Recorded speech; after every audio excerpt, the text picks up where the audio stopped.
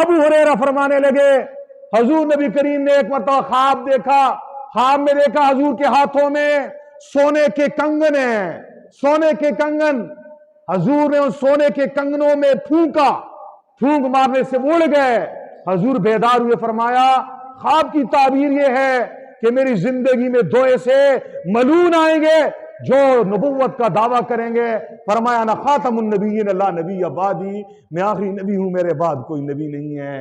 حضور کی زندگی میں دو بدبختوں نے نبوت کا دعویٰ کیا، ان میں سے ایک کا نام مسیلمہ کذاب ہے اور ایک کا نام اسود عنسی ہے۔ اسود عنسی کو تو رسول اللہ کی حیات مبارکہ ہی میں آپ کے ایک صحابی حضرت فیروز دہلوی نے جہنم واصل کیا، اور مسیلمہ کذاب کے خلاف حضرت ابوبکر صدیق کے زمانے میں حضور کے پردہ فرمانے کے بعد ان کے خلاف جہاد ہوا، اور حضرت وحشی